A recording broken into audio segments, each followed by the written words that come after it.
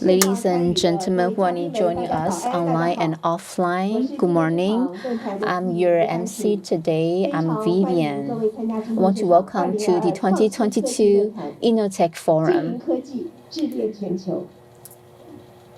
Maximizing net zero IP value in Taiwan.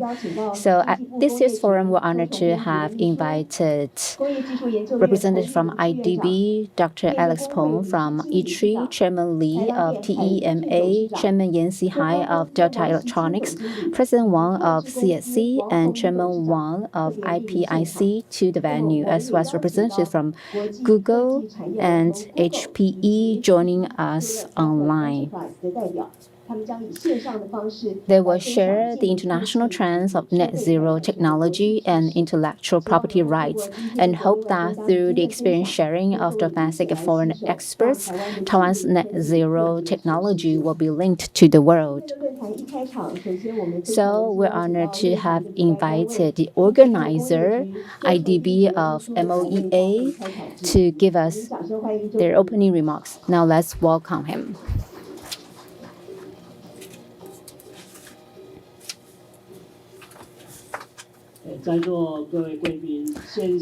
Ladies and gentlemen who are joining us online and offline, good morning. So I'm now going to introduce our guest today in the interest of time. I think Taiwan is very strong in its technology and intellectual property. So we organize an Innotech Expo every year. And we can see this year we have gathered together 10 ministries and agencies to participate in this expo. And IDB would like to take this opportunity to let you know that every year we should organize a forum like this. And starting from last year. And this year we chose this topic because we know that, as President Tsai mentioned about the 2050 net zero path way for Taiwan. So from energy, from industry, from lifestyle, and for society, there are 4 strategies as well as 2 major foundations. And then we have a schedule lined up for us. And for the industrial development, it's important to introduce green technology. So today, I really want to extend our gratitude to all the panelists and speakers who will share with us their experience. For example, we have Chairman Lee from the TEMA. We hope that we'll be able to use the policy of leading small by large, and then we can see that with the support of the major associations, I believe that we'll be able to reach better rewards. And today we also have President Wang from China Steel Corporation. We know that China Steel Corporation has a high carbon emission, but they are working very hard to reduce their emissions. So I believe that President Wang has a lot to share with you in their experience. And also, ITRI is a very important partner for IDB. And then ITRI, we can see our representative, Dr. Alex Peng, is really an expert in this regard. And Mr. Yancy Hai, the chairman of Delta Electronics, has a lot to share with us. So today we can learn more from the Delta's experiences. And also, Chairman Wang from IPIC has rich experience in intellectual property. And I think that intellectual property management is a very important asset for companies in Taiwan. So I hope that with this opportunity, I want to wish this forum a great success. And I hope that you will be able to reap a lot of rewards from this forum. And then altogether, through the collaboration between the industry and the academy and the government, we'll be able to reach our goal by 2050. I wish this forum a great success. Thank you. So please remain on the stage. We will take a group photo. Now I would like to invite our special guests to come forward for a group photo. First, we have Dr. Alex Peng from ITRI and Chairman Lee of TEMA, Chairman Yancy Hai of Delta Electronics. President Wang of CSC, Chairman Wang of IPIC. 非常感谢几位贵宾今天莅临。 Thank you so much for your presence and participation. 这场主题的手拿牌交给了台上的贵宾。好，那我们请各位贵宾看向前方的。 So please look at the camera in front of you. 3、2。 On the count to 1, 3, 2, 1. Let's take another photo. 接下来我们一起为今天这一场论坛比个赞，好不好？我们请各位 Please give us a thumbs up for the success of the forum. 净零科技智链全球，赞！好，非常谢谢。Thank you very much. 谢谢各位台上贵宾，谢谢，请回座，谢谢。 Please go back to your seats.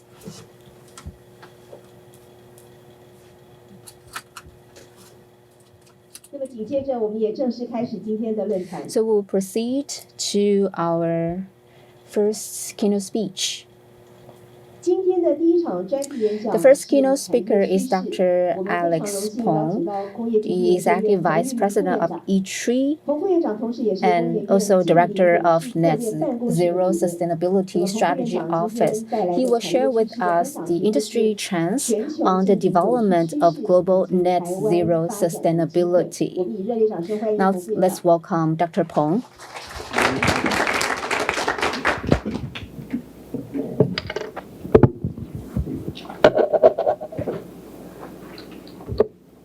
我比较主 I will take my mask off, just as the previous speaker did, so that you can see my face. It's a pleasure for me to be here to talk about the global trend.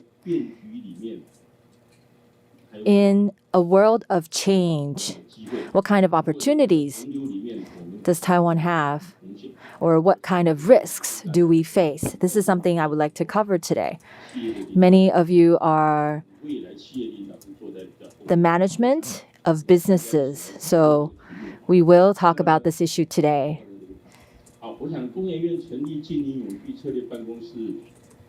E3's Net Zero and Sustainability Strategy Office has been established for 2 years, and it is quite meaningful because it involves manufacturing, materials, energy, and so on. And also, net zero is an issue that takes collective forces to tackle. So, as the director of the Net Zero Sustainability Strategy Office, I shoulder heavy responsibilities. And in the past, my background was in materials and chemicals. And I'm glad that as the director of the Net Zero Sustainability Strategy Office, I've been recommended by many in the academia to become the president of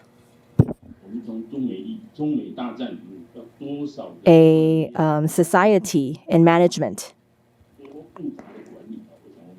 And we know that management is quite important, especially when we think about geopolitics. After the pandemic, technology management and also management is required for managing climate change as we go through turbulent changes. So in a world of changes, are we able to innovate and also cooperate, and also through our business model or operation model to transform the way we do things? That also requires collaboration. So I will go into depth on that. So I feel like Taiwan is at a crux. We are transforming from the manufacturing sector to become a player in the circular economy. Furthermore, we need to think about transforming our service model. So this is something that I will cover today as well. When it comes to climate change, We also have the president of the Climate Change Alliance, Mr. Hasey. Hi. And I think it requires technology to deal with all the data, to control climate change and to control temperature rise within 1.5 degrees Celsius. We have to know that this is a threshold that we have to face to control climate. If we emit 400 billion tons of CO2, we will exceed the 1.5 degree cap. And if we continue to do that for 10 years, we will see temperature rise go beyond 1.5 degrees Celsius. So most countries, they plan to emit or curb emission by 40 to 50% by 2030. We already reduced 200 billion tons. However, we still need to meet the future challenges, and I believe that there are opportunities for innovation.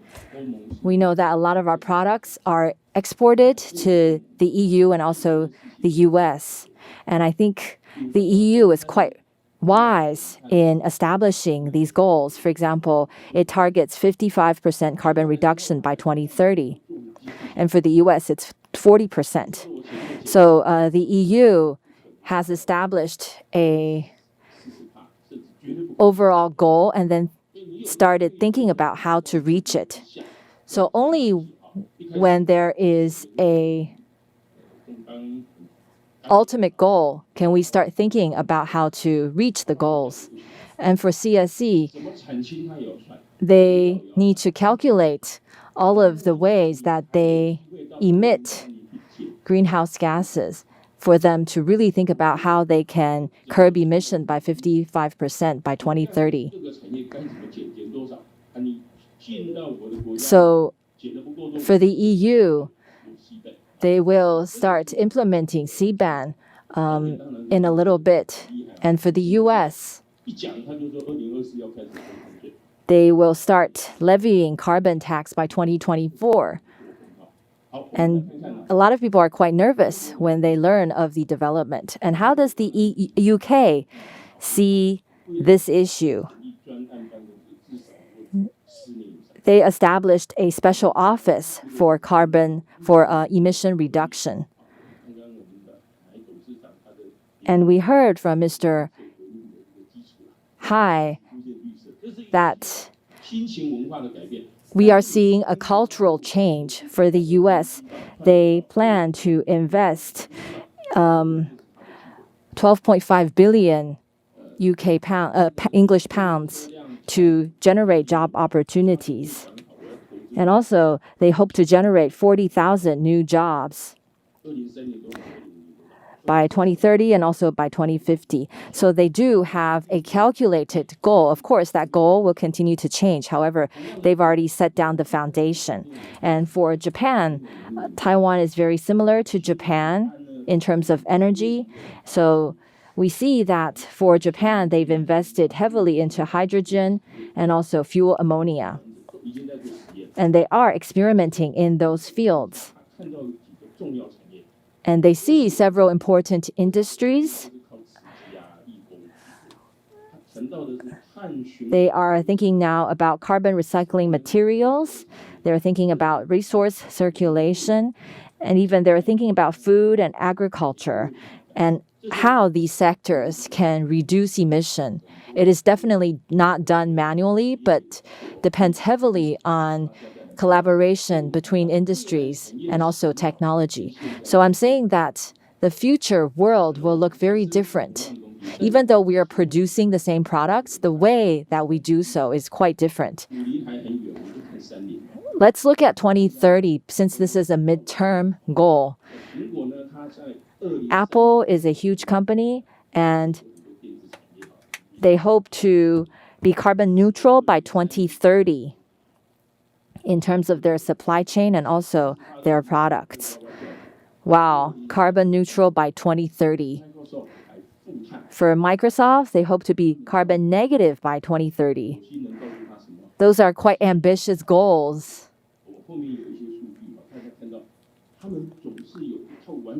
And they do have a set of philosophy to guide them toward those goals. For Apple, I had my colleagues look into their program. They are redefining all of the products to make them easier to dismantle, to recycle, and also to reuse. So if we look at iPhone 13, 98% recycled rare earths. That is quite amazing. And of course, rare earth is controlled by China. However, they don't need to depend on China for recycled rare earth. And all of the metal is recycled as well for their products. For example, aluminum casing. And what kind of a role does Taiwan supply chain suppliers play? I think we need to learn from Apple's way of thinking about why they can do this. So first of all, they define the scope, and also they establish a lab for material recycling. They have a material recovery lab that was built, and they have global recycling centers established. So all of this is within Apple's closed loop. And so they've invested heavily into low carbon production. And they've been able to phase out their old way of production by 30 to 50%. So what is Apple doing? In the past, they only sold new mobile phones, and now they're also selling used mobile phones. And that's not enough. If we look deeper, they are buying a lot of forests. So because they will create packaging products produced from their forest. And also they've developed carbon capturing technology. And they hope to offset the carbon that they've emitted.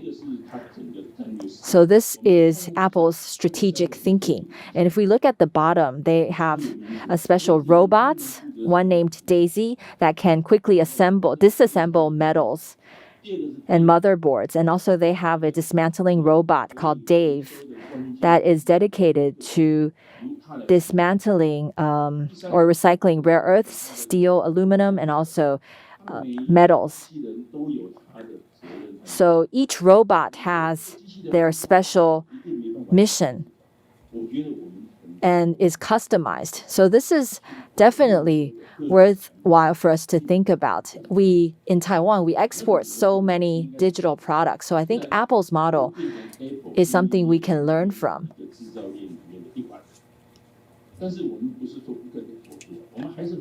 Or we can become a supplier to Apple by thinking about better solutions for curbing emission. So technology is important. However, we need to think about how to change the industry. Most of you know Bill Gates, and Bill Gates has said that we need to prepare for the best, but plan for the worst in the face of climate change. So how can we boost technology development? We see that Apple has had a lot of innovation in business models to promote a net zero economy. And of course, when we think about being innovative, we need to have capital. And sometimes it works to work with the government. However, it's also common to see businesses working together. So let's see how public-private collaboration is done in this regard.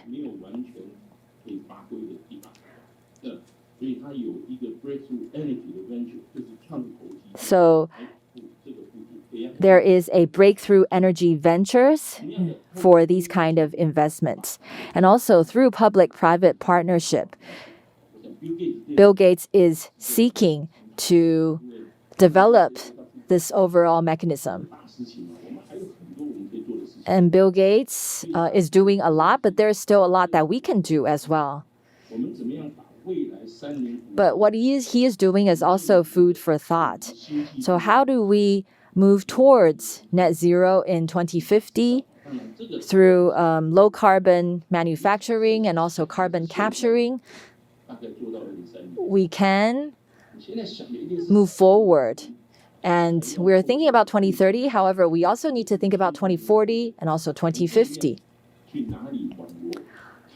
So first of all, we need to think about talent. How do we attract talent from around the world? This is something we need to think about. And as people talk about ESGs, I know that many of you here are also thinking about the issue. Let's now look at how these businesses on the slide are thinking about ESG. Elon Musk, a lot of people may feel like he is quite eccentric and different from us. 15 to 20 years ago, Taiwan became a part of the electric vehicle supply chain. So now we are also a leader in the world in that regard. And also, there's the Italian National Power Company that has highlighted open innovation.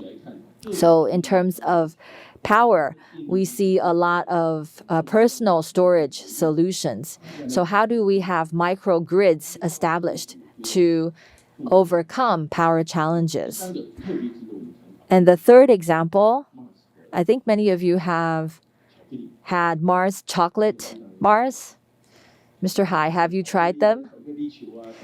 Mars chocolate bars or chocolate balls. When I was studying in the UK, I had to choose between a meal and chocolate. And I usually would choose chocolate over a decent meal. And Mars Chocolate is looking at small farmers in, for example, South America. And they use these chemical fertilizers that may pollute the environment to decrease their costs. However, that is harming the land. And Mars feels like that is not sustainable. So they are helping farmers learn about irrigation, and also they are helping farmers use fertilizers. So as a result, all of their suppliers have had their income increase by 20%. And for Mars Chocolate, they've only increased their costs by 5%. So this is a way to break free from the old model of operation to find a better balance. And that has contributed tremendously to the brand image of Mars as well. So all of the examples I gave are examples of curbing carbon emission. And we know that the government of Taiwan is thinking about transformation of the society and also of the industry.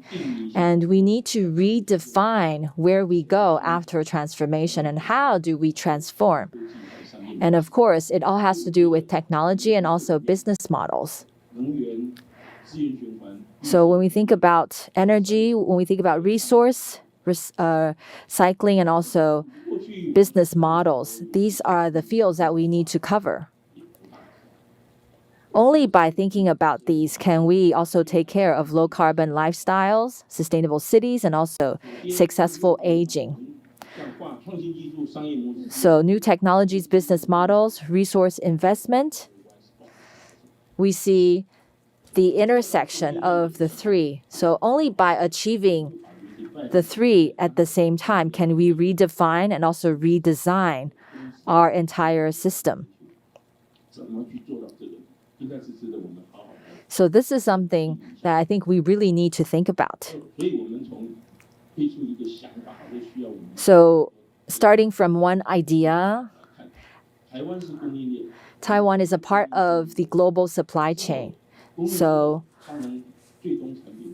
the end product is exported to the US or also the EU. So when we think about net zero, people are starting to talk about whether products can be recycled. And if we can be a part of the recycling chain, we can become a player. However, Taiwan cannot work alone, so we need to work with international partners because in different places there are different regulations or laws.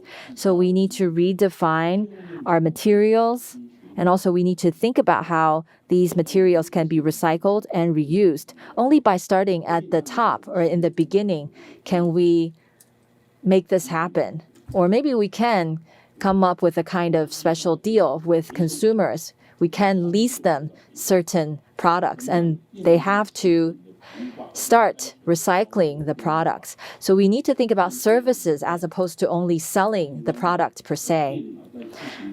In terms of PV, in terms of the cycling industry, in terms of shoe production, I would think that Taiwan has many, many opportunities. Taiwan is very strong in our petrochemical industry. And also we can see there are other industries related to the petrochemical one.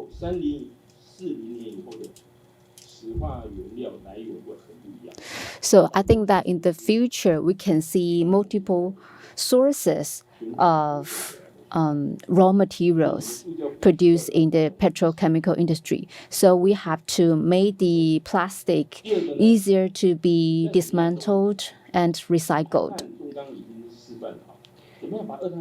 In terms of carbon reduction, I think CSC, play a very important role here.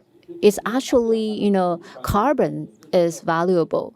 And we need to learn how to better capture carbon. And Taiwan lacks bio-based materials. And then because the source of bio-based materials is waste from the agricultural industry. And then Taiwan is very strong in agriculture. So that means that there is a lot of room, there's a lot of potential for us to tap in.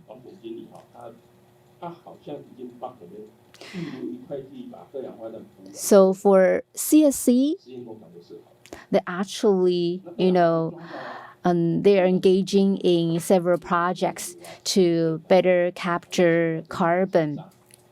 And they also work with many other companies like Formosa company, so that they can better catch carbon and then transform carbon into valuable products. And then when we talk about forest carbon rights, we really need to think about what grows fast in Taiwan. Actually, bamboos can grow really fast in Taiwan.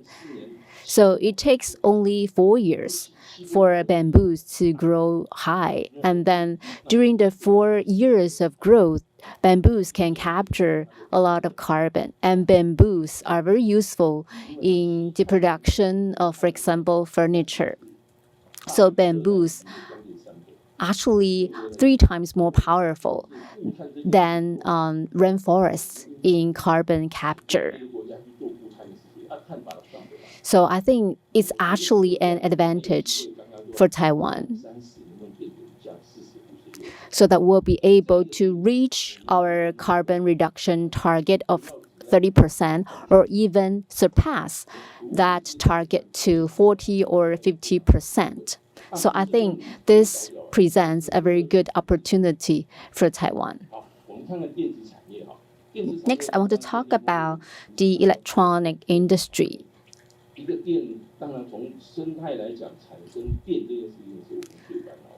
And we know that in Taiwan, we need to think about how to produce more electricity. And then the Taiwanese government says that we're going to have, 60 to 70% of energy coming from renewable sources. So it's important to develop, for example, hydrogen electricity. But in Taiwan, we cannot. And also wind, wind farms are also very popular in Taiwan, but we cannot control the weather, and we also need to import hydrogen from overseas. And then I believe that, in Taiwan, we should, think more about how to store energy better. Because, like recently, it hasn't been sunny and it's been raining. So we really need to think about, for the future, how can we better store energy for rainy days. And then in Taiwan, in northern Taiwan, we have a more complete, grid network. And then we can see that we can develop a hydrogen power generation park in northern Taiwan. And in Central Park, we can utilize off-peak renewable energy for green hydrogen production. So I believe that this kind of plan can really change Taiwan's ecosystem. And so we need to think about how to better identify the opportunities. And when it comes to the investment of, lithium batteries, it will take a lot of money. And I think that large companies in Taiwan like Foxconn is committed to making large investments in producing batteries. We know that solid-state batteries are able to, preserve a lot of energy.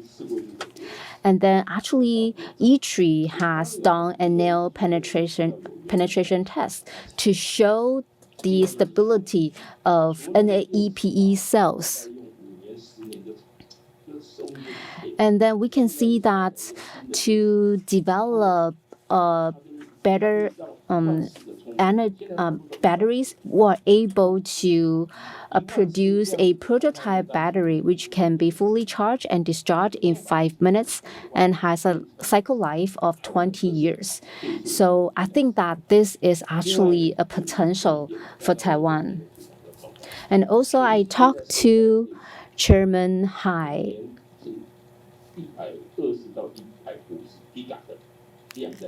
And then the world is actually developing like solar panels, and every year 125 gigawatts of PV panels are installed, in Taiwan.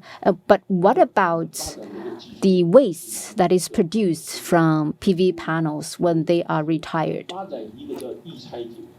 So for us, we develop a technology for us to dismantle the solar panels very easily. Because when it comes to recycling, it's really not easy to dismantle the panels. And then in the past, people had to crush the panels. In that case, we're not able to recycle the precious metals in the panels. But now with this new technology, we can recycle, for example, the silver and also another metal for the production of another material. And then also, we only emit half of the CO2s compared to before. And then by recycling, we can reduce the costs of batteries. And then in that case, we don't need to make a huge initial investment. And then by recycling half of the materials, we can significantly driving down the costs. So I believe that technology, we require only very small investment, in the beginning, and then we can leverage the power of recycling. And then now, because Taiwan sells a lot of computers to the world, but we have to think about how we can better reduce carbon emissions. We can see that, panels play a big role in carbon emission. And then we can see that, for example, how we can recycle the glass in panels so that we can reduce carbon emissions. And also we can recycle the motherboards of the computer so that we can better reduce carbon emissions. So I believe that Taiwan can work with international big companies to create an ecosystem. And next, I want to talk about logistics and bikes. Well, I had the opportunity to meet with the chairman of Giant. So the chairman said that he wants to make the lowest carbon emitting bicycles in the world. So in order to reach that goal, we need to know, about every component in the bicycle which emits the most carbons. And then by knowing this breakdown, we'll be able to reduce carbon emissions step by step.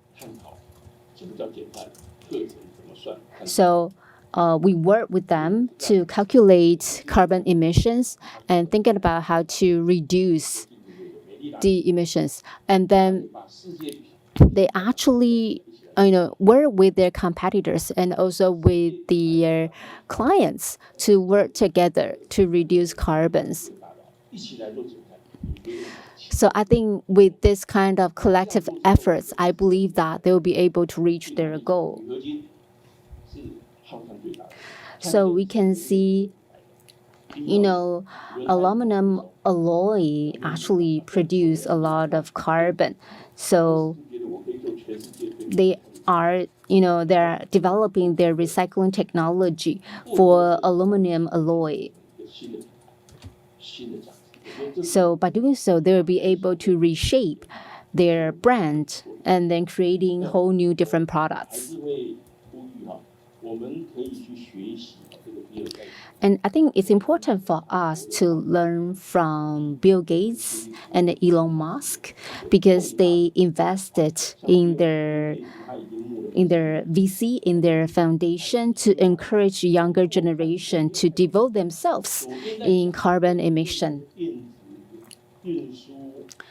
So here on the left-hand side, you can see a list of different industries, and these are the industries that are very strong in Taiwan. And then I want to give you an example here. We can see that the cows will actually produce a lot of biogas, and then they are thinking about how to use a cell cultivation way to produce milk instead of raising cows to produce milk. And then they also the Breakthrough Energy Ventures encourage startups to, for example, cut 5% of carbon emission per year to be able to win an award. So they are giving these incentives to the startups.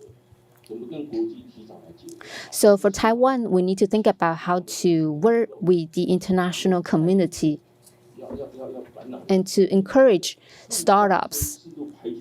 So we help remove the roadblocks for startups so that they can focus on what they do the best, just like what Bill Gates is doing.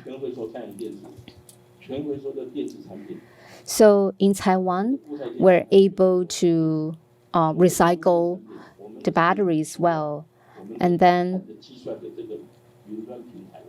we have a very strong cloud-based network to calculate carbon emissions. So Taiwan has a lot of strength, and then we can think about how to create a new ecosystem and how to transform our investment and business models. So I think with the support of all the leaders here, you can work together with startups and as well as with E3, so that altogether we can reshape the future of Taiwan from all the way from R&D to production to management. And I hope that E3 will be able to better work with the industry and the government to create a better future. Thank you very much. 谢谢彭副院长带来的精彩分享。 Well, thank you, Dr. Peng, for your sharing. So he talked about the trends of net zero. He also shared with us many cases in Taiwan as well as in the world. So thank you very much for your wonderful presentation. Please give him another big round of applause. Thank you. So before we proceed to the panel discussion, we have invited two welcome speakers. The first one is Mr. Malcolm Almond, Google APAC Sustainability Committee Lead, and Dr. Brett Atlan, Deputy General Counsel, Intellectual Property of HPE. They will talk about Google's measures to reduce carbon emissions on the global supply chain and HPE's low carbon patent pledge.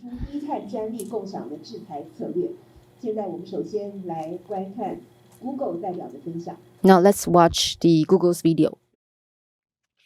Good morning, everyone. I'm Malcolm Almond, and I lead Google's APAC Sustainability Committee, as well as our food program across the region.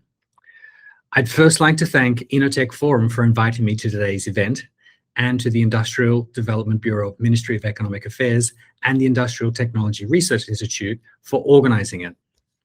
This is an important opportunity for public and private organizations to come together, exchange ideas, and focus on shared solutions to some of the world's most pressing issues.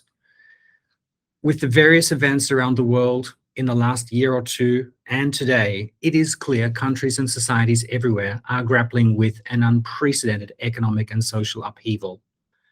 Despite the challenges that are before us and yet to be resolved, I have been encouraged to see how governments and citizens continue to recognize that our warming climate remains a critical challenge and are working to make sure our global recovery is a sustainable one. We see the impact of the climate crisis in different ways. When we look at the Asia-Pacific region, people have experienced firsthand the devastating effects of wildfires in Australia, flooding in Malaysia, typhoons in the Philippines, and recently dramatic flooding in Bangalore. Given that, it's no surprise that research by the Economist Intelligence Unit revealed that the number of people concerned about climate change is growing most dramatically in both engagement and awareness in Asia, notably in India, Pakistan, and Indonesia. Here at Google, our data shows that over 80% of people say sustainability is more top of mind now than before the pandemic. At Google, we see great challenges as an opportunity. Since our founding, we've been working hard to take actions as a company and build new solutions to tackle climate change. We were the first major company to become carbon neutral for our operations in 2007. And in 2017, we became the first company of our size to match 100% of our annual electricity use with renewable energy, something we've achieved 4 years in a row. We are now in our third decade of climate action. We've committed to achieve net zero emissions across all of our operations and value chain by 2030. One of the key strategies for reaching the net zero goal that we've set is to operate 24/7 with carbon-free energy. We're also working to increase access to clean energy for others. Notably, we've committed to enable 5 gigawatts of new clean energy in key manufacturing regions here in Asia Pacific by 2030. Beyond this, we're thinking about sustainability in everything that we do, from operating energy efficient data centers to creating sustainable workplaces, to manufacturing better devices and creating more efficient supply chains. We're also deploying our technology and resources to support our partners. For example, our Environmental Insights Explorer tool is helping local governments track carbon emissions and determine how to reduce them. This tool is available for over 20,000 cities and regional governments, including countries like Japan and Australia. We hope it will be available in Taiwan soon. And if we look at Google Cloud, the cleanest cloud in the industry, we're helping businesses like real estate developer Lend Lease in Australia meet their sustainability goals by reducing their emissions and making their processes and supply chains more sustainable. Finally, we've made the bold commitment to help 1 billion people make more sustainable choices by the end of this year. We know that our products can be helpful because we see people coming to Google every day to search for ways that they can live more sustainably. For example, searches for recycling grew by up to 25% in Hong Kong and South Korea, while we saw a 70% increase in searches for electric cars and bikes across APAC, including places like India and Taiwan. So we're building new tools into some of our most popular products to make sustainable choice an easier choice. For instance, when people are planning a trip and they're looking on the internet, they'll be able to find a number of sustainability-focused features. On Google Flights, they'll see the associated CO2 emissions of the flight that they're considering. They'll be able to choose the more eco-friendly flight. When they're looking at hotels, they'll see which ones are eco-certified by trusted third parties and the sustainability practices that earned those hotels the certification that they're holding. Once they arrive at their destination, they can easily find a bike share station and biking direction right from within Google Maps, a feature which is available there in Taiwan. These are some examples of how we're using the power of technology to drive significant positive impact. This gives you an overview of how Google is not only leading by example, but also enabling our partners and empowering everyone who uses our products. We also know there are countless other building tools that help us, countless others building tools that can help us to take action on climate change. And as we stressed at last year's COP26 Global Climate Conference, when it comes to sustainability, we have a responsibility to work together and to forge new partnerships and to take action now. Earlier this year, Google's Chief Sustainability Officer, with support from our philanthropic arm, Google.org, announced the launch of a $6 million sustainability seed fund in Asia Pacific. Through this fund, we will support nonprofits in Asia Pacific, not only with our philanthropic funding, but also technology and Googlers' time, all in an effort to reduce some of the most pressing sustainability challenges in this region. We hope this funding will help nonprofits to scale promising technologies, tackling challenges such as air quality, water preservation, and increasing access to renewable energy in this region and beyond. We see many organizations from Taiwan applying to take advantage of this fund. I want to end by saying that we all have a shared responsibility to save our planet, and it starts by coming together to scale our collective ambition to address climate change. This is the decisive decade for action. From governments setting strong, ambitious goals to companies embedding sustainability in every aspect of their business. All of us are committing to make life more sustainable. Once again, it's been a privilege to be here, and I hope that you enjoy the rest of the event. Thank you very much for having me today.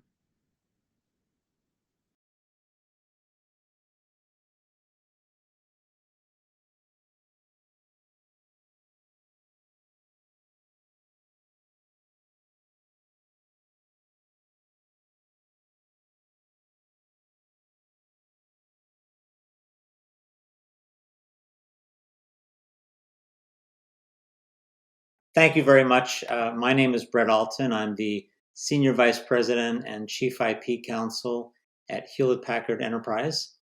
And today I'd like to talk a little bit about our low carbon patent pledge.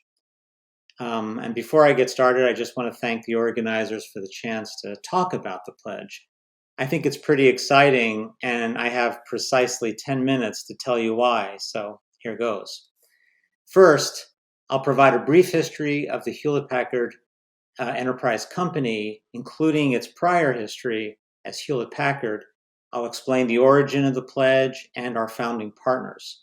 After that, I'll explain the pledge itself and the community we've started to build. And then I'll wrap up by sharing what I think might be next.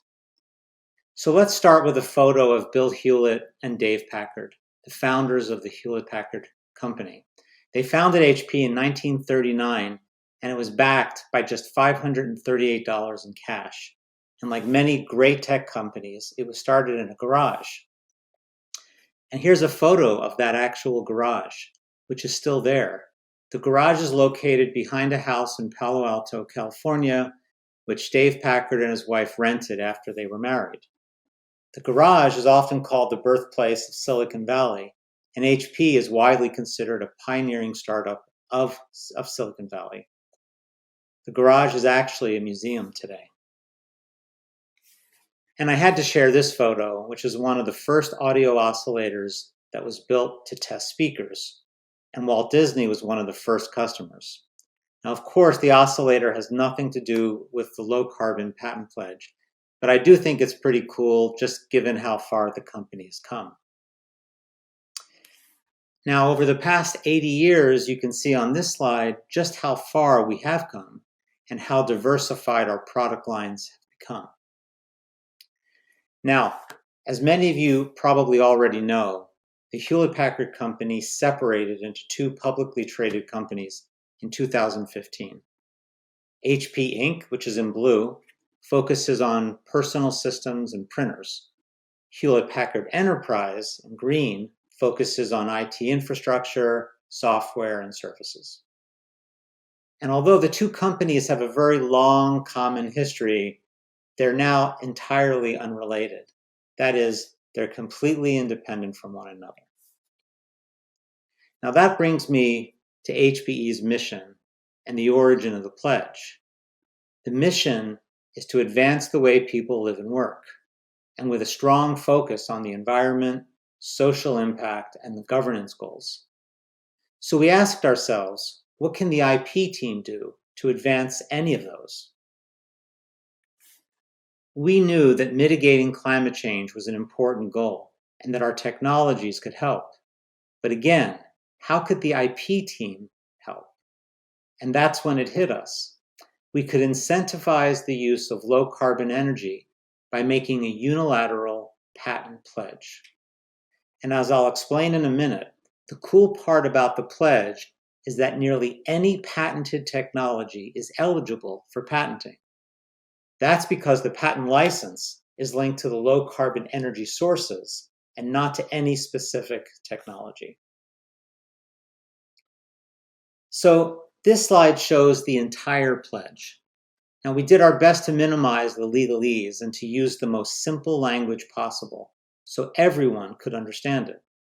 And as you can see, it includes just 3 short sections: the license, the defensive termination clause, and a no warranty statement. And although it's very short, it took us a long time to draft, more than a year. Now let me briefly explain the first 2 sections, which are the most important. This slide includes the licensing language, and it really is at the core of the pledge. So I'd like to highlight 3 points on this slide.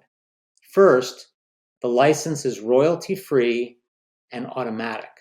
That is, there's no sign-up procedure, and everyone benefits equally. Second, the license covers the use, generation, storage, and the distribution of any approved carbon energy. Now, the approved carbon energy types include solar, wind, ocean, hydropower, and geothermal. So the more low carbon energy is involved, the greater the benefit you get from the pledge. Third, and this is important, patent owners get to choose the patents that they want to pledge. You don't have to pledge everything. Some companies have pledged hundreds of patents, others just a few. It doesn't matter to us how many you pledge. We just want to build a community of like-minded companies so they can work together and drive even bigger ideas. That is, we consider the pledge a stepping stone to a much bigger thing that we are working on, and that you'll see I'll touch on at the end of this talk. Now, this slide includes our defensive termination clause. And as you might have guessed, it's there to protect the patent owner. That means if a licensee sues a licensor, the license automatically terminates so the pledger can defend himself. We think this clause promotes even more patent peace, so a licensee will think twice about asserting a patent against a good faith pledger or licensor. So where are we now? We launched the Low Carbon Patent Pledge on Earth Day in April 2021. This slide shows the homepage of the pledge, and it highlights the fact that HPE did not do this alone. You know, after working on the pledge for more than 6 months, we learned that both Microsoft and Facebook were independently thinking about ways to use their IP to mitigate climate change. And rather than create a second or third pledge, they partnered with HPE. So if you have a moment, check out the site and take a look at some of the content. Just go to lowcarbonpatentpledge.org. Now, this slide shows the current list of pledgers, which includes some of the largest companies in the world. And the good news is that we're growing and more companies should be announced soon. And in addition to the patent owners, we have a number of prestigious companies and organizations that are supporting this effort. These are just a few, and we hope to announce even more partners in the near future.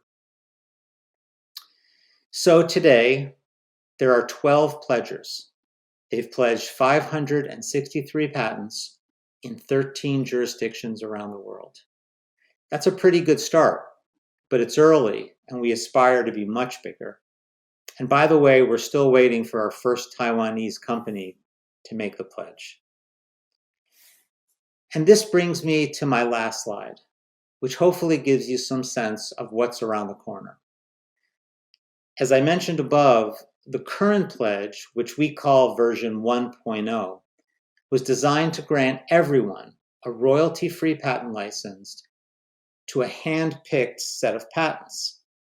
But now we're considering version 2.0, which will be more demand-driven. So instead of pledging patents with no implementer in mind, version 2 flips the model around. That is, we're looking for ways to identify high-potential implementers and ask our community to grant a broad license to provide them with a complete freedom to operate that they need to succeed.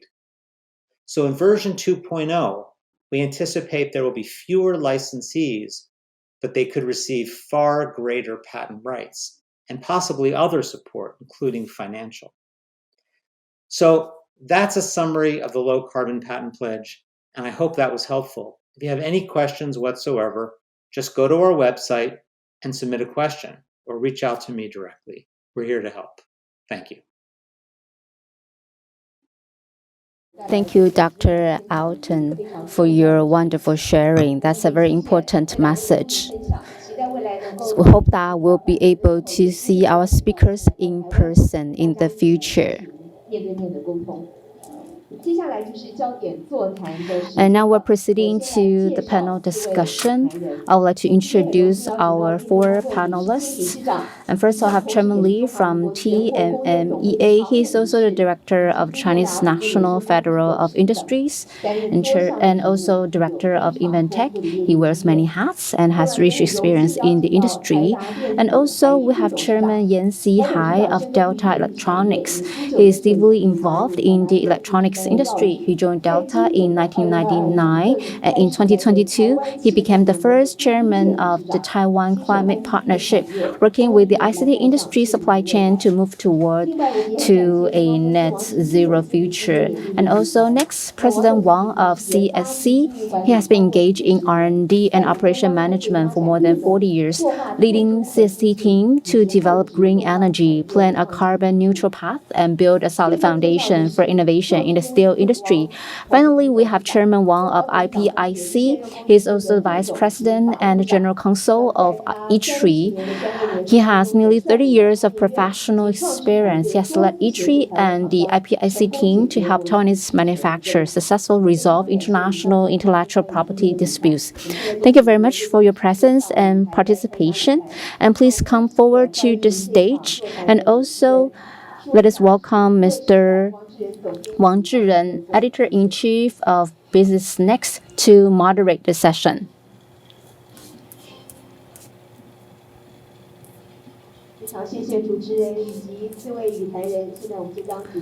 So I'm going to turn the microphone over to the moderator. Ladies and gentlemen, guests from online and offline, good morning. I'm Editor-in-Chief of Business Next. So I'm happy to be able to moderate this panel discussion. And we just heard from 3 speakers talking about their insights in the net zero technology. So I think we have all learned a lot from their sharing. And I think for Taiwan, of course, we need to keep pace with the international society. And also at the same time, because our GDP is about 20 trillion new Taiwan dollars, and 26 to 27% is from the manufacturing industry, and then 65% is from the service industry, and the rest is from agriculture and also other industries. I think for Taiwan, for the past 50 years, and then we started our industrialization period. So we started from traditional manufacturing all the way to the semiconductor industry. So we can see that our GDP per capita increased from 10,000 to all the way to 30,000. And we can see that the manufacturing industry plays a very important role in Taiwan. So we can see that exporting really dictates whether we can further develop. So it's important to be able to reduce the carbon emissions.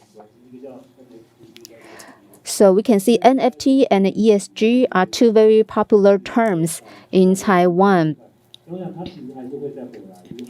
And then we know that there has some turbulent development to NFT, but ESG, we know that really echoes with the topic today. We can see E is more important than S, S is more important than G.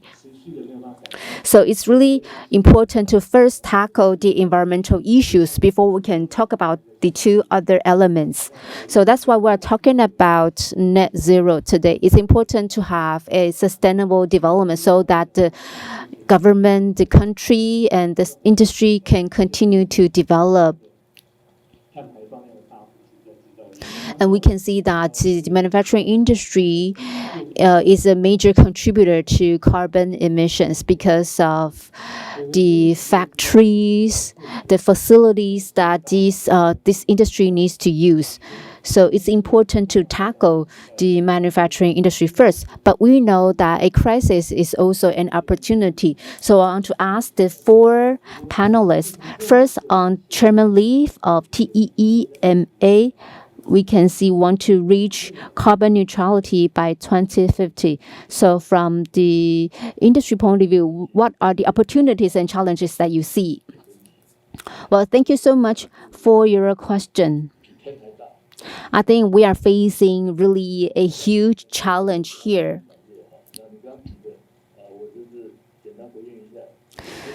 So I think E3 proposed some proposal reports last year. Manufacturing industry in Taiwan, we can see the total output is about 9.4 trillion new Taiwan dollars, almost 10 trillion. And then the percentage related to ICT accounts for 38.8%. So that's a very big pie. So this is the output in Taiwan. And 60% is actually exported to the world. So Taiwan is an export-oriented country.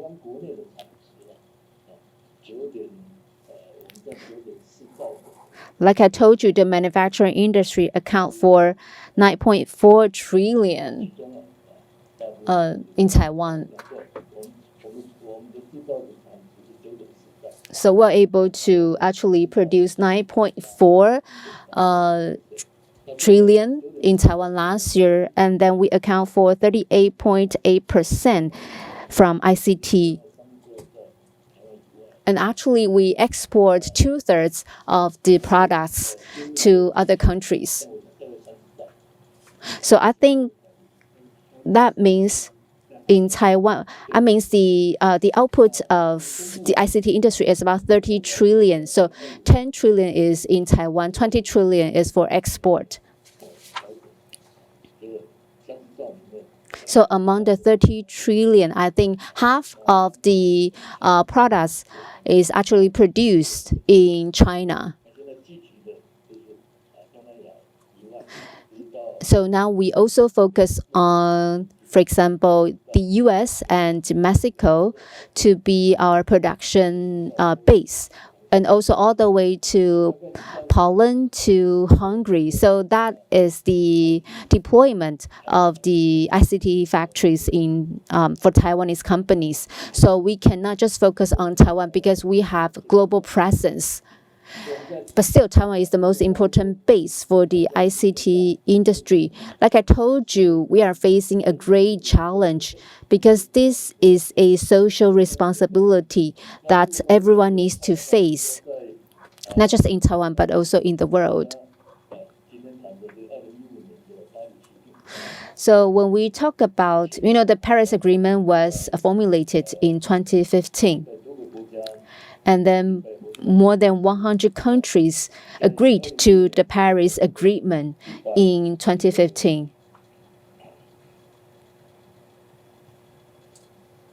According to my statistics, actually it's more than 190 countries which agreed to the Paris Agreement. And Taiwan is not a member of the UN. But I think, Taiwan still needs to shoulder its responsibility. So when it comes to net zero or carbon neutrality, we have to do our job well so that we'll be able to play a responsible role in the supply chain. So it's been 7 years since 2015. So are we able to meet the goals set in the Paris Agreement? And then we know that COVID hits the world in 2020, and now we're in 2022. So we can see that, we made a commitment in 2015, and it's been 7 years. Although we were hit by COVID, we're still able to, follow our schedule and continue to meet our milestones. And for Taiwan, I think the total carbon emissions are not that big, but I think in terms of per capita, it's still quite high. We rank number 17. It's higher than Japan and also higher than the average number of the 26 EU members. So Taiwan is an export-oriented country, so we really have to play our role here. And just like what the Secretary General of IDB mentioned, that we need to lead, small companies by big companies. So, as representatives of big companies, we need to do our jobs here. And then it's important to work with the government, work with E3, so that we can help SMEs to all work together. And at TEEMA, we have more than 3,000 members, and many of them are SMEs. And so that we need to, work with the supply chain, work with the big companies such as Delta Electronics, so that we will be able to create synergies and then also be able to meet our goals. And Taiwanese industries are very strong in our resiliency. So we just need to think about our plan and also our responsibility. So we can see that because we are, we export 60% of the products that we produce and 40% are used domestically. And for the past 3 years, when I served as the chairman of TEEMA, I think in the beginning I didn't have a good understanding of social responsibility, but things have changed. And then in May this year, and then we actually see the government propose a 2050 net zero emission pathway. So we are following the government's policy. And I have accumulated a lot of experience for the past 3 years. And it's important to integrate ourselves with the global supply chain.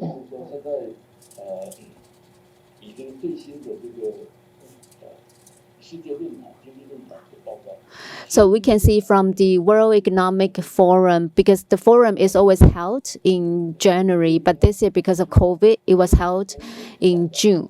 So the forum proposed a report. So we can see in the report, we can see the experts identify 3 risks. The top risk is what if we fail in our climate action. And the second risk is extreme weather or climate. And the third risk is the loss of biodiversity.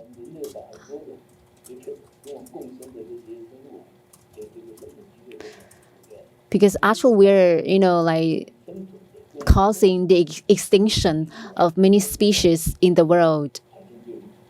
So we're actually confronting with other species in the world. So I think that is a topic that we need to pay attention to. Thank you, Chairman Lee.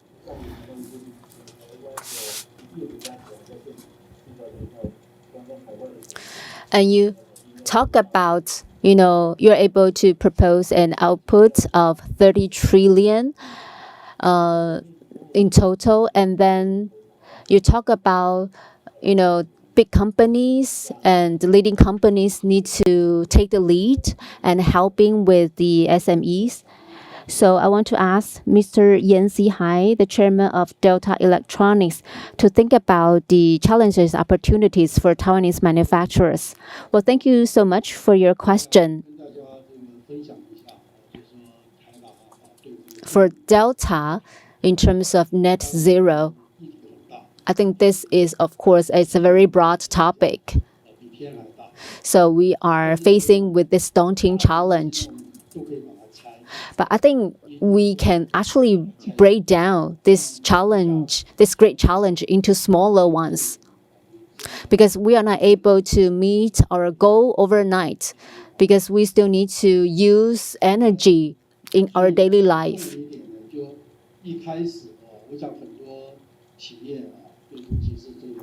So I think for companies, especially SMEs, just like what Chairman Lee mentioned, they really don't know, how to start. So the first thing you should know is that, how much carbon you emit, so that you can do your carbon inventory. I think each has a lot of experience. And then you have a huge database in each. So each does have a lot of information. And also, the Taiwan Climate Change Alliance was established so that we could, with the help from TCA, or we were established with the help from the Taipei Computer Association. And our purpose is for the members to be able to learn from each other.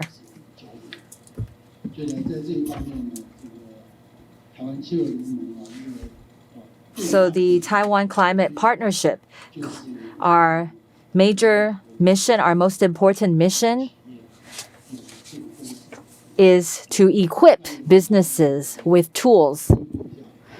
I'd also like to let you know that the TCP has worked with Tsinghua University, Professor Fan, who is an expert in climate change, and we've offered online courses, or we're offering online courses. The inauguration ceremony will be this Saturday for the program, and there will be 60 businesses that will participate. It's not many, but it's also a beginning. And also you need to know how much emission you emit, and if you were to curb emission, what are the tools available? So this is a cross-disciplinary task or interdisciplinary task. You also need to know about materials. You need to know about everything to be able to curb emission. And there are tools available. There are many members in the TCP. And I know that CSC is also well versed in this field. To really achieve net zero, it really is a huge challenge. But I'd like to also share with you one idea. We don't have any participants from the Ministry of Economic Affairs here today. Currently, Taiwan is still heavily dependent on economic development, so we have a goal on how much we want the economy to grow every year. So in terms of power consumption, we see that the number is increasing year on year. For example, last year we wanted the GDP to grow by 4.5%.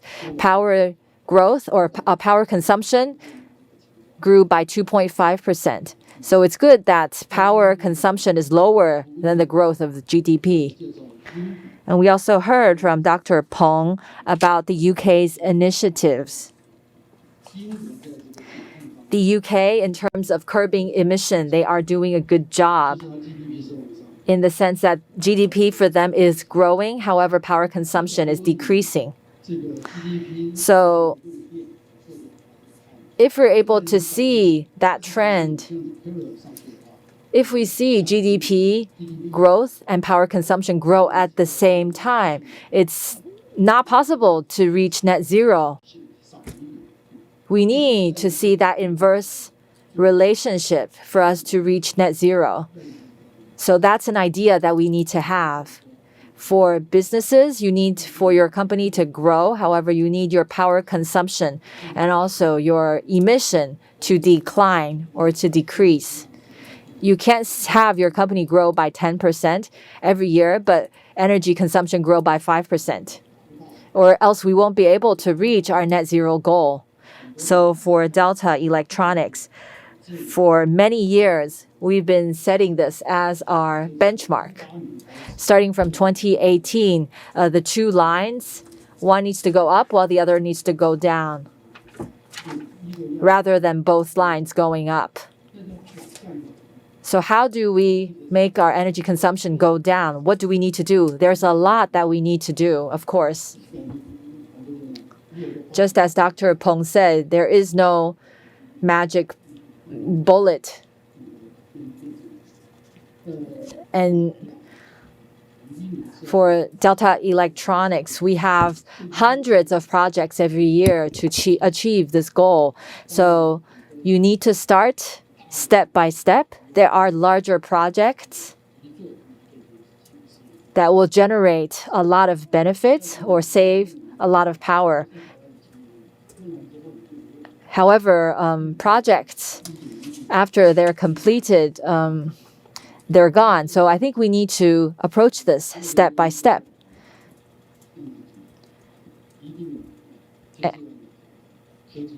And to help us achieve our goal, of course, there needs to be technology breakthrough. If you still use power from Taipower, for every kilowatt hour, you see an emission of 500 grams. So it's very difficult to curb emission if we still rely on power from Taipower company. So we need to think about alternative sources of energy, such as hydrogen. However, that is quite investment intensive as well. So we also have a program with CSC to explore how we can think about other sources of energy. So there definitely needs to be technology breakthrough. If we do things business as usual, we will never achieve net zero. So I think with leadership from eTree, and also we don't have anyone from IDB today. However, we see that the government is also helping businesses in curbing emission. So it is a great challenge. However, we definitely need to get our hands wet, get our hands dirty, and do the work. Thank you. Thank you once again to Mr. Hai from Delta Electronics. So this is indeed a challenge and also a kind of motivation. It cannot be done overnight, and there are several steps. So first of all, we need to take inventory of our carbon emission and also to set a price for carbon and also to achieve carbon neutrality. In the past, Taiwan thought a lot about cost performance, but now we're also thinking about carbon performance or the value of carbon. So if you do the same thing with less carbon or to become more efficient in the way that we emit carbon, I think we can definitely generate more value. So when we think about cost performance, that's another way of thinking about this. Another question for Mr. Wang from CSC. We know that the traditional industries such as steel or petrochemical, these are profitable industries. However, how do we reduce emission? What are the challenges and also what are the opportunities? Thank you. Good morning, everybody. Every time when I participate in forums like this, I need to state ourselves to the audience. I think we're always called on in these forums. For the steel industry, steel is a material most widely used because of how widely it's used. So we do have the highest emission. However, it's not just about looking at the total volume. Actually, every year our steel production is 1.85 billion. So actually, compared to other metals, it's actually the lowest carbon intensive. 1/10 of magnesium and also 1/6 of other metals. So in terms of our energy transitioning, steel is definitely an important material.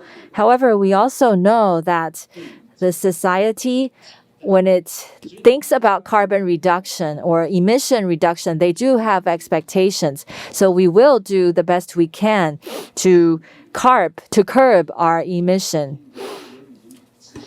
So as we drive human civilization, we can lessen the burden on the environment. And we need to be aware of this direction. When ESG started becoming more popular, we had at CSC a 5G initiative, which is to curb emission in the manufacturing process. For example, we want to supply to companies like Tesla to participate or to contribute to carbon or to emission reduction, and also to be a part of the circular economy supply chain. And also we are investing in renewable energy and also related businesses. At the same time, we are encouraging our employees to live greener. So those are the 5 Gs that we are working on. In a nutshell, it is all about curbing emission or reducing the use of carbon. For CSC, every year we have about 110 projects to reduce emission. And we're able to reduce emission by 130,000 tons. We need to do this step by step and also to accumulate our efforts. Last year, I realized that it's not helpful, it's not enough just to reduce emission, but to reach net zero. So this is also related to what Bill Gates said in terms of maximizing or reaching net zero.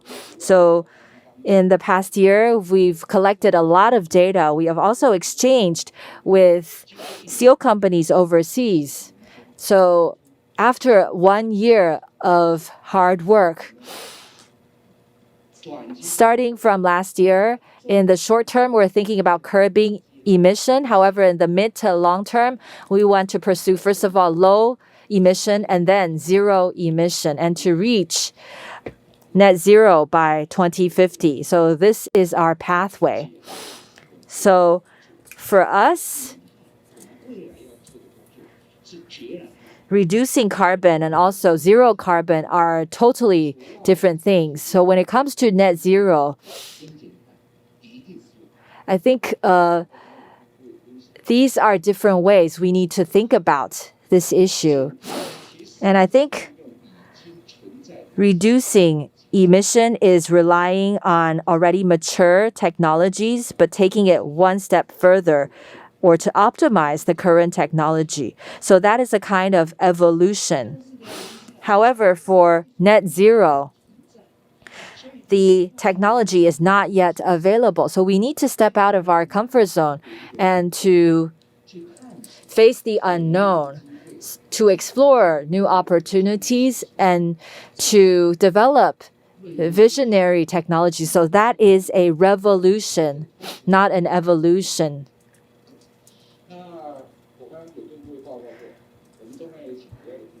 For CSC, we do have consultants from overseas, and they've shared one idea with us on net zero. They tell us that net zero is a high-risk journey. We definitely need to learn from each other along the way. And there are several steps. The first is to explore and collect data, and also to network to help each other. We are also working with Delta Electronics, so cross-disciplinary cooperation. And also we need to think about the resources we have available. Do we have green hydrogen or green power available in Taiwan? That will also impact how we will pursue this goal. And maybe 5 to 6 years down the road, we'll be able to pick and choose the pathway most suited for us.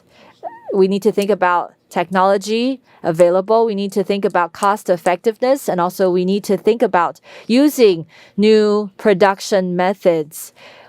How can we produce high quality products?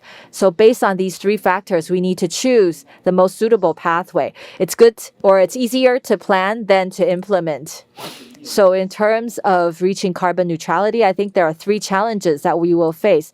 First of all, the technology is not yet available. And secondly, we need a lot of green hydrogen or green power. We need to deploy these resources. So we are challenged in terms of resources. And also, we need the capital to refurbish our equipment. So definitely, this is something that we'll be able to do alone. It will need collaboration from between different businesses and also between different industries. And also, we definitely need support from the government. So I will conclude here. Well, thank you so much for your sharing. You talk about carbon reduction is an evolution, but zero carbon is a revolution. So when we talk about reduction, it's about, operational efficiency. But when you talk about revolution, you are talking about, a breakthrough of new technology. So I think that we really need to, plan ahead. And next, I would like to ask Chairman Wang of IPIC. He is also a VP and a General Counsel of E3. And then I believe that you are asked with this kind of questions a lot. And also from your experience, what are the challenges and the opportunities that the Taiwanese companies are having now? Ladies and gentlemen, dear panelists, moderator, Dr. Pong, our guests, online and offline, good morning. So the moderator asked about, my company IPIC. IPIC is actually, organized by E3, MediaTek, and Winbound Electronics. And then we hope that we'll be able to, manage our patents better so that we can collectively, maximize the benefits and efficiency of the patents in Taiwan. So I really want to thank, a lot of supporters of IP banks, and then I can see that Dr. Pong and also many other representatives from E3 are all the supporters of the IP bank. So we talk about, E3 and also MediaTek. I also want to thank CSC for their great support. So we also, have patents from CSC. We also have the support from other government agencies, for example, the III. So first, we focus on 5G related patents, but after 1 year, we can see that many Taiwanese companies really come to me and ask me whether there are any patents related to net zero. Because in the first, I thought about, 5G related patents, but then there are a lot of interest coming from Taiwanese companies in net zero. So we actually organized a new IP pool, which is responsible for net zero related patents. And then people talk to me, people say that, we know that net zero is important, and then we will be charged with carbon tax sooner or later. And then this person also told me a quote about the former leader of Russia, Gorbachev. He said that, it's important that not to be a latecomer, otherwise you will live a difficult life. So I think it's the same in the adoption of net zero technology. You don't want to become a latecomer. So we are facing this difficulty in Taiwan.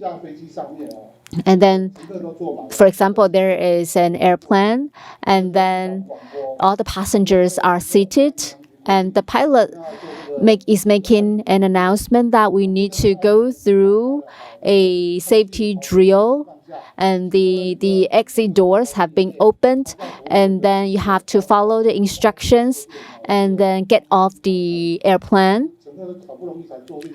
But the passengers or just seated and they didn't want to move. And then the pilot used English to make the announcement again, saying that this is a rare opportunity, this is an adventure. After hearing that, the US passengers decided to take the lead, and then the pilot made the announcement in French saying that this is a very romantic experience that you can do with your partner. And then all the French passengers started to jump off the plane as well. And now there are only Japanese and Taiwanese passengers on the airplane. And the pilot made an announcement in Japanese, said that this is an order. So all the Japanese people did it as well. And then the pilot used Taiwanese to tell the passengers that this is free, so that all the Taiwanese passengers, follow the instruction as well. So, that Taiwanese companies all focus on the cost. But you have to think about other elements as well.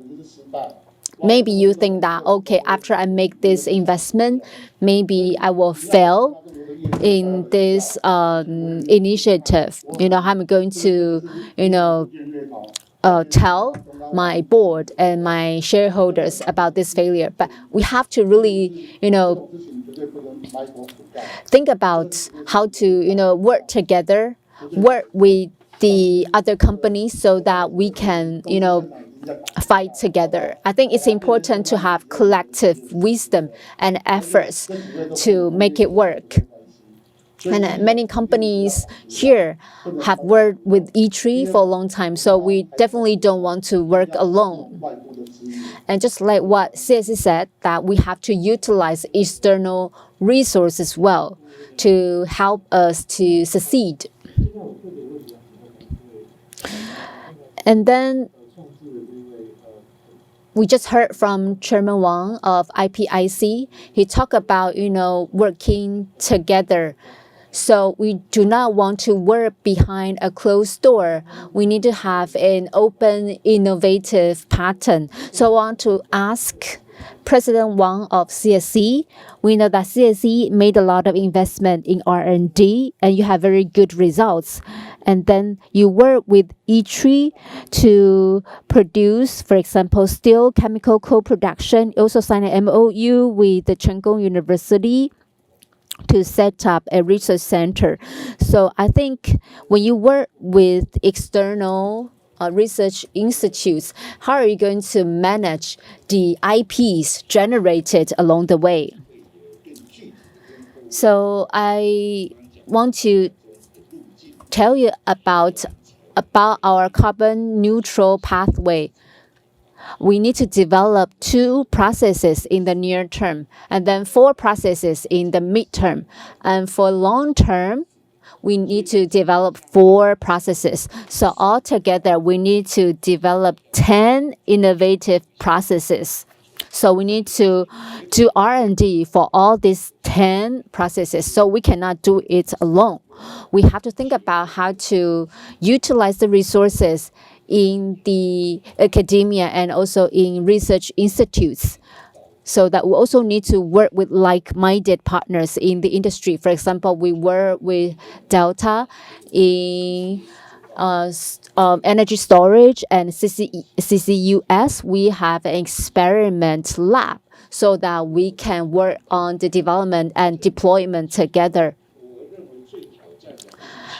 And I think hydrogen metallurgy is actually the most challenging. So we can still produce like 1 or 2 tons of carbon because we use magnesium to reduce the product. So, in the process, we will create a lot of CO2. However, if we replace the agent with hydrogen, then when hydrogen meets oxygen, that will only create water, not CO2. But this is a difficult process. For hydrogen metallurgy, we create a research center with Cheng Kung University. So we actually work with 11 universities and research institutes with 22 professors together. We are doing, R&D And then we also work with a Australian university. We also work with an expert from Japan, so that we have this great team in place to develop this new technology, so that we can really surpass the critical point. So we really need to be able to exceed the critical point to have a breakthrough technology. And also Dr. Peng talked about steel chemical co-production. So it's about working with different industries, working with the chemical industry, for example, to realize carbon emission. So we can see that we produce a lot of CO and CO2 as byproducts in our process, and these are all, greenhouse gases. After capturing these gases, after the purification of the gases, we turn them into the chemical factory, and then this can be turned into higher value chemicals. So that means we are turning waste into gold. So that is a great exemplification of the circular economy. So we really need to work with another industry to turn waste into gold. So it's easier to say than to do. But still, I want to thank ITRI for setting up a production line in our company. So we are also working with a chemical company to produce, to try out this new technology. So it's important to use external resources to work with like-minded partners, so that we will be able to follow the global trend of ESG and net zero, and to develop the necessary technologies. And then we can turn technologies into products. So that's how we turn challenges into opportunities. I want to ask Mr. Hai from Delta Electronics. I think you devote 8% of your revenues into R&D, have accumulated more than 10,000 patents, and you also have a lot of technologies related to net zero, and you're going to produce products, and also you're going to include that in your daily operation. So I want to ask about the investment you make and how it's going to affect your operations. I think in terms of the ICT industry, it's important for us to, produce new products all the time. So we need investment to make new products. So with the leadership of our founder, even at difficult times, for example, in 2008, during the financial tsunami, the situation was, far more difficult than now. I think you can still remember it very vividly about what happened in 2008. At that time, the founder of Delta Electronics told us that, because we were all very anxious about the future, so he had a town hall meeting and telling all the employees that we will not lay off anyone. And then secondly, we will continue with all the projects you have at hand.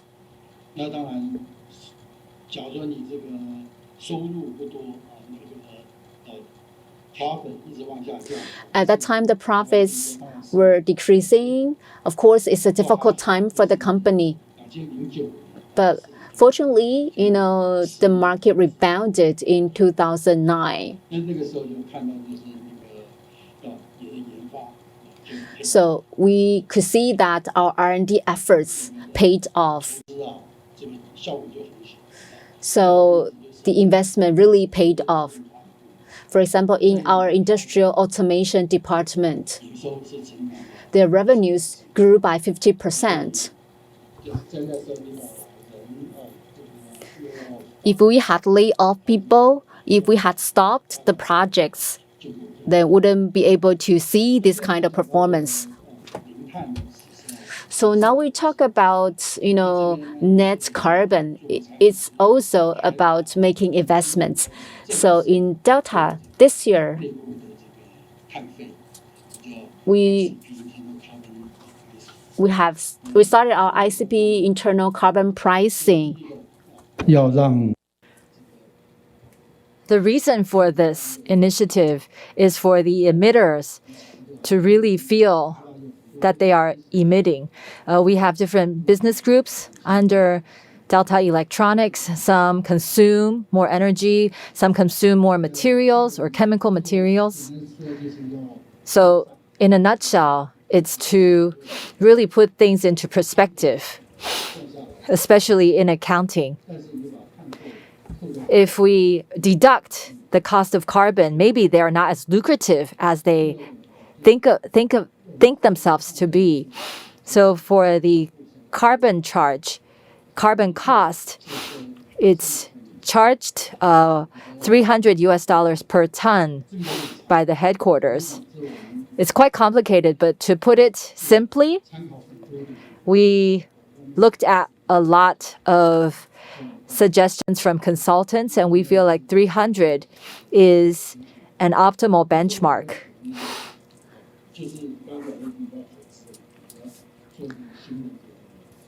And for the carbon fee that is collected, it is used for developing new technology. So in total, 这样算下来的话，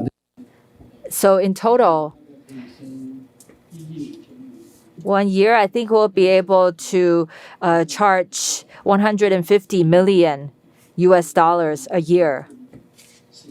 And using that carbon fee, we'll be able to do a lot of work. So I'm not saying that all of you need to collect $300. It's just that you need to take inventory of how much carbon you emit. And also you need to have independent meters for different departments, because different departments will emit differently and they will consume power differently. So you need to take inventory or to be aware of how much energy you're consuming, so that we'll be able to reduce energy consumption. It is cost consuming. However, only by doing this can we really reach net zero. Or if we do things business as usual, it's not possible. And I also like to ask Mr. Li Shiqing from TIMA. When it comes to net zero, TIMA also proposed a white book. And also you talked about business opportunities for net zero. Can you talk about that? And also, as businesses drive these dimensions, how do we strike a balance? The 4 dimensions, I think Dr. Peng already covered that. And I'd like to talk about patent. Because patent is also quite important. I'd like to take the opportunity to touch upon why it's worthwhile to do this. In the past 3 years, because of COVID-19, people were not able to travel. And also, personally, I wanted to focus more on Taiwan, so I traveled around Taiwan, and I got to know more Taiwan as a result. So when it comes to net zero technology, I think we need to focus on Taiwan.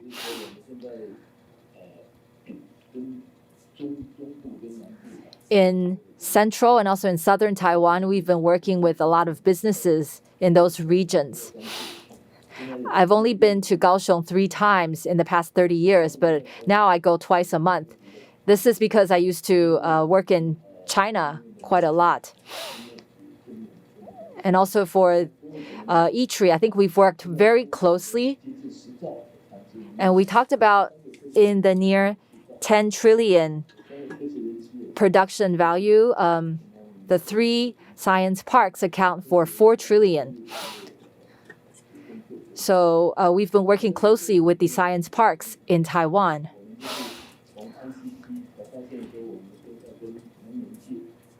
And through ICT, we realized that we needed to work with the energy sector. And in 2019, our exhibition was co-organized with the energy sector. And a lot of our members have invested in PV or offshore wind. So these are renewable energy sources. And right now, we are also working with other institutes. We are in the electric manufacturing business. So electronics, computing, and there are also other E's that we need to focus on, and one of them is energy. And because a lot of our businesses in TIMA, they are related to energy because we work in the electrical and also electronics business. And the third E has to do with the electric and electric vehicles. The US has a law to reduce inflation, and a huge proportion of that goes to EVs. They will be subsidizing electric vehicles.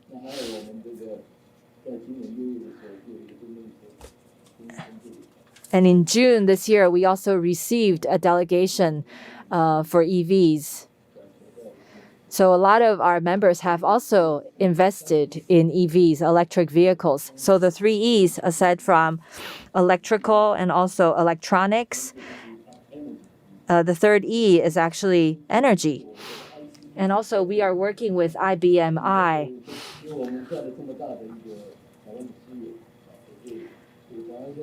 We've consumed a lot of resources in Taiwan, and also we know that the ICT will be an engine for Taiwan's growth.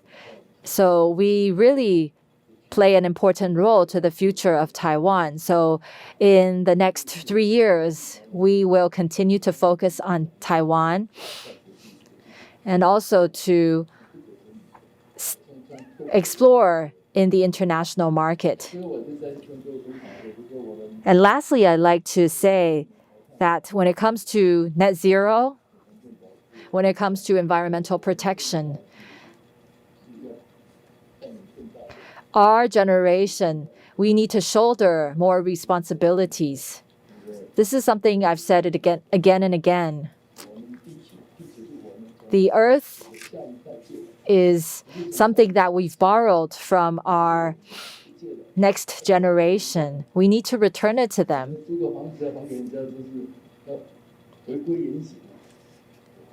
So if you rent a house, you need to return the house the way that you got it.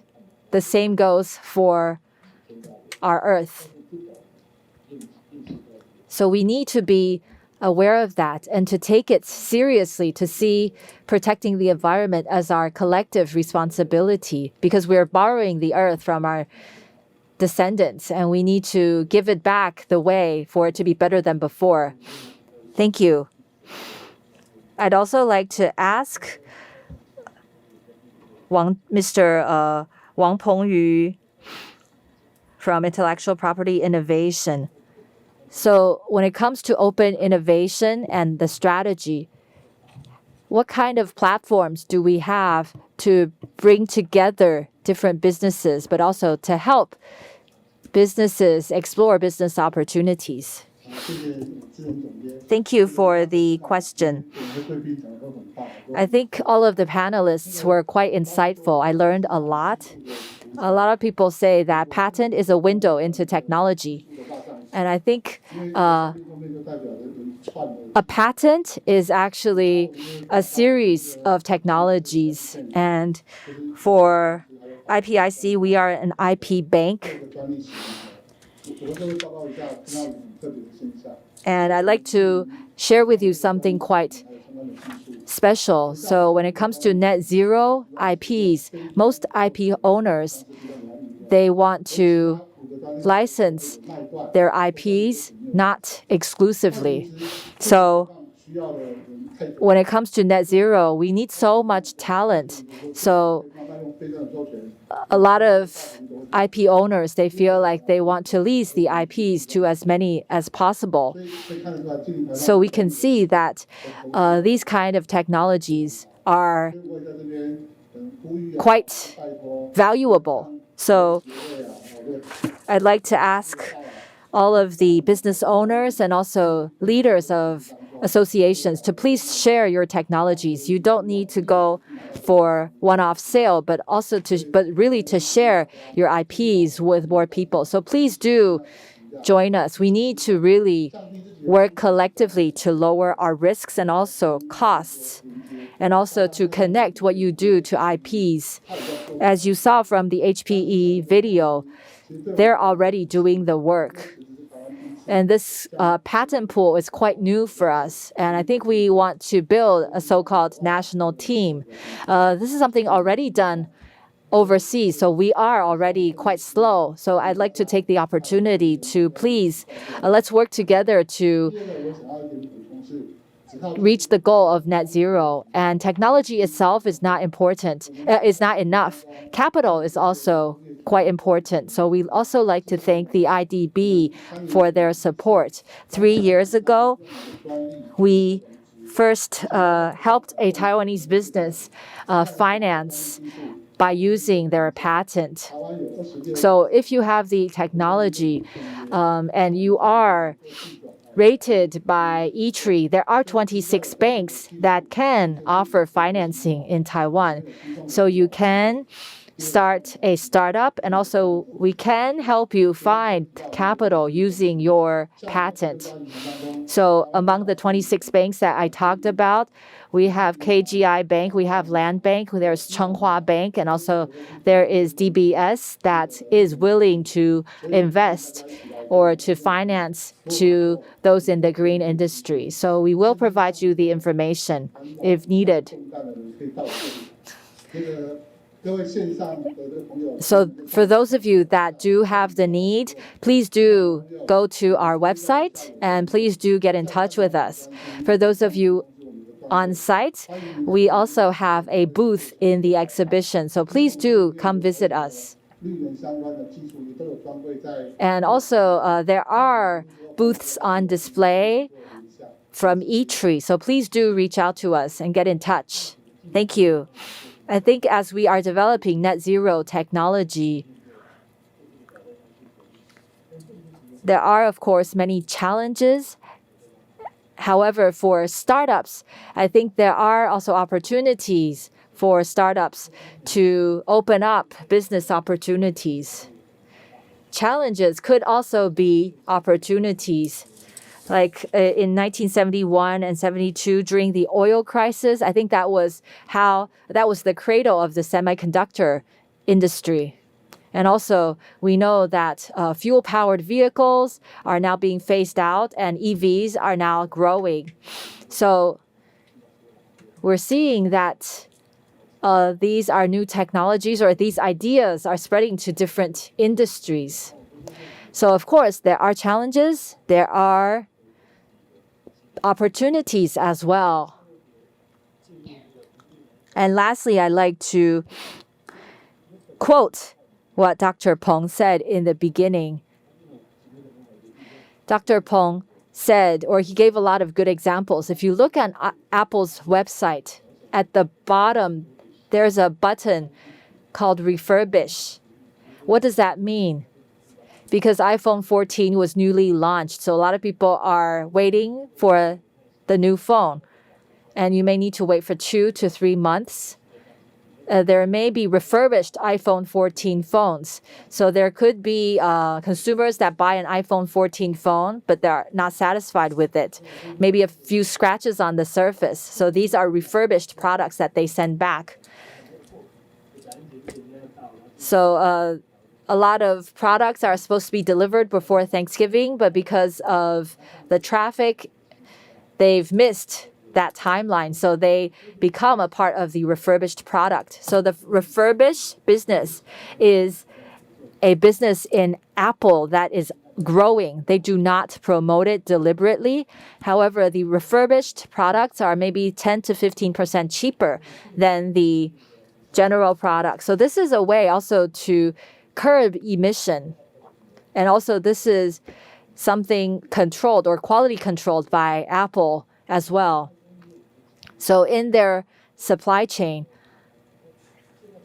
if we wanted to see net zero by 2050, Apple's suppliers, what they're doing is that they take these recycled 3C products, they examine whether the parts can be used, and they recycle these components or materials to be reused. And also for companies that use these products, these components, they're able to get more carbon credit. From a technology perspective, this is quite key. And I think based on different companies, you can use your imagination to think about the ways forward. So I want to thank you all for giving us your insights at this forum. Now, please give the 4 panelists a final round of applause. Thank you very much. And please remain on the stage for group photos. Thank you so much for your insight sharing at this panel discussion. Ladies and gentlemen, the forum has come to an end. Thank you for your participation and listening. And please scan the QR code at your table or on the screen and to fill out a survey. Thank you, and please give them another round of applause. Thank you very much, and I wish you health and prosperity. Thank you.